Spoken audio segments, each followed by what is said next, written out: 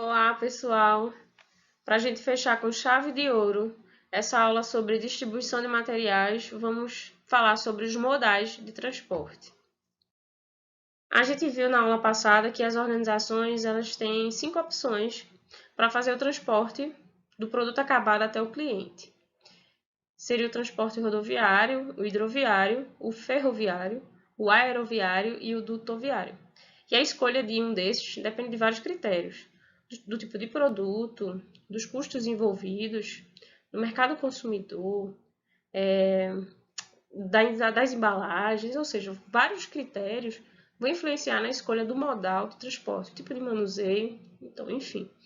Então, a gente vai ver cada um desses modais especificamente e entender por que as organizações escolhem o rodoviário, por exemplo, e não o aeroviário. Será que é por conta do custo?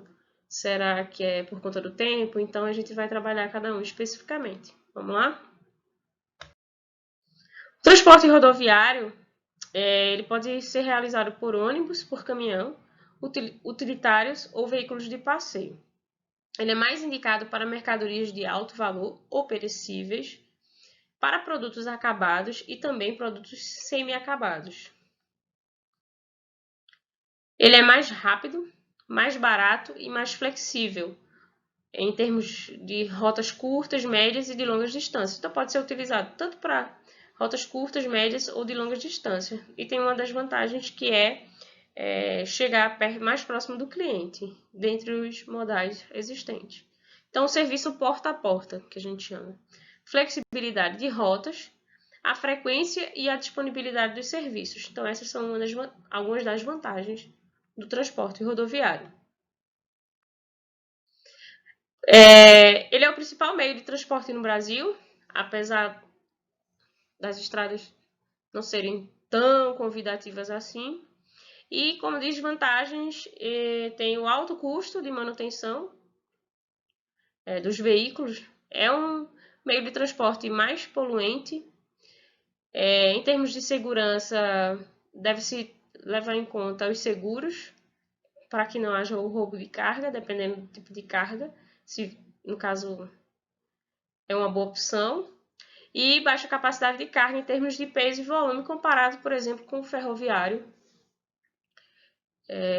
e o aquaviário, em termos de capacidade de carga, certo? O transporte rodoviário ele pode ser dividido em dois tipos. A organização pode utilizar a carga cheia, com uso integral do volume e frete calculado, ou a carga não cheia, com volume carregado e distância percorrida. Então, existem essas duas possibilidades de acerto para o transporte rodoviário.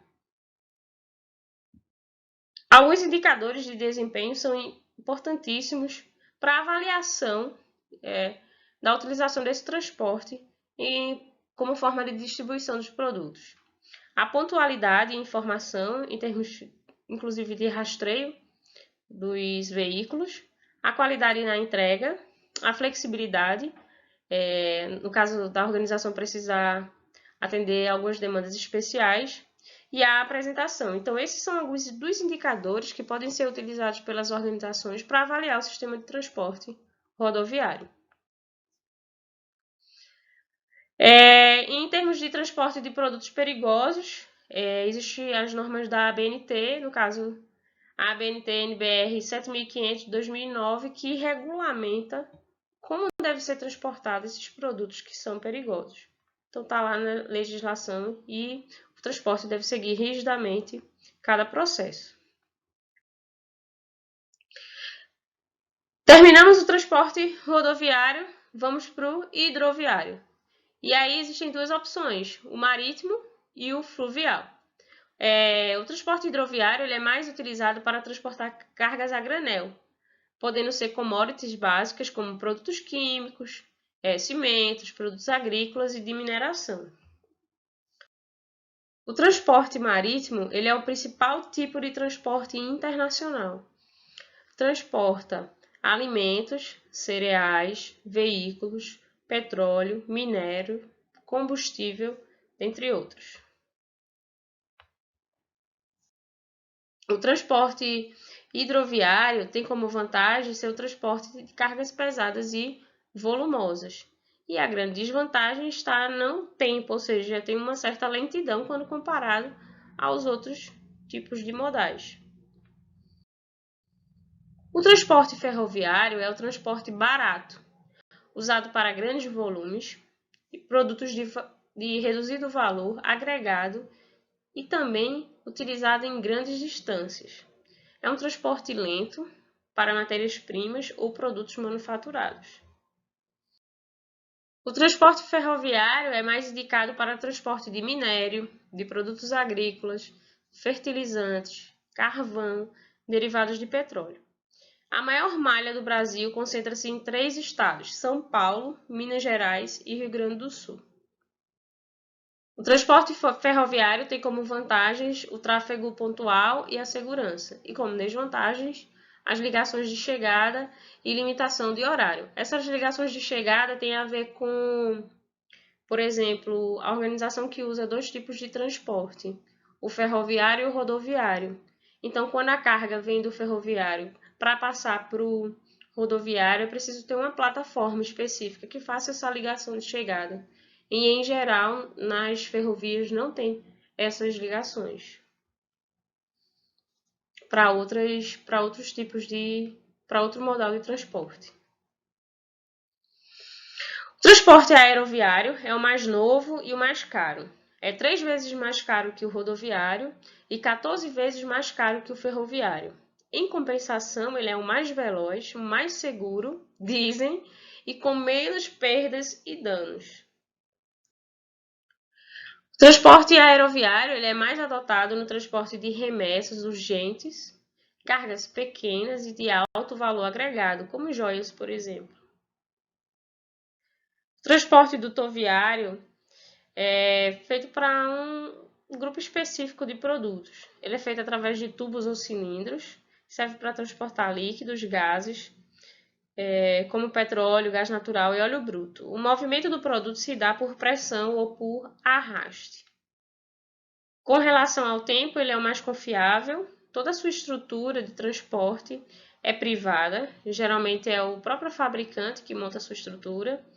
Tem um funcionamento ininterrupto, ou seja, 24 horas por dia, 7 dias por semana, 30 dias no mês. A parada ocorre apenas para a troca de produto ou no caso de manutenção.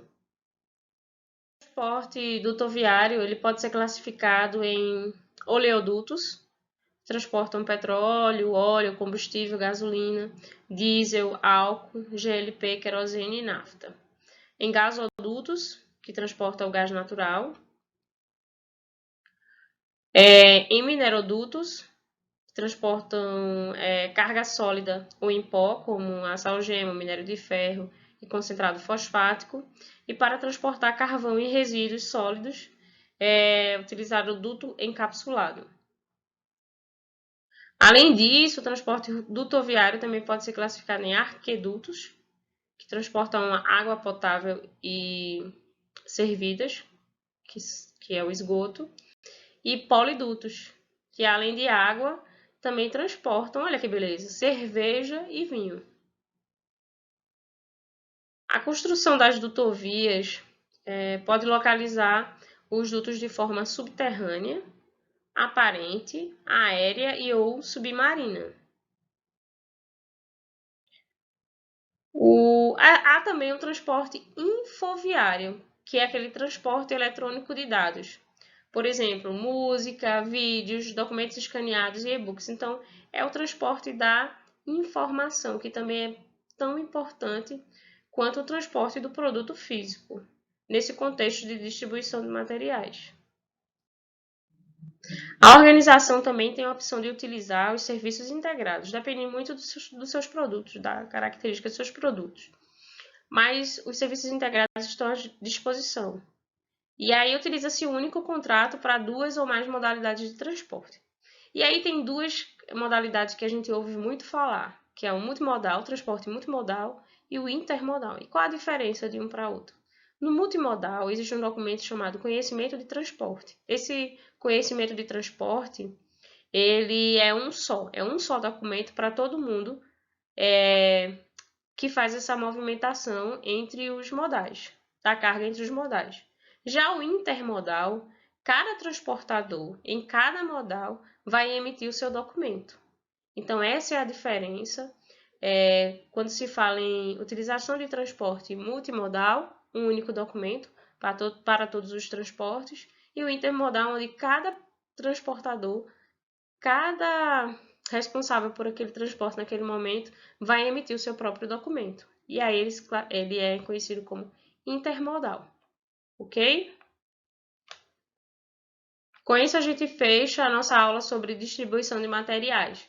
Até a próxima aula!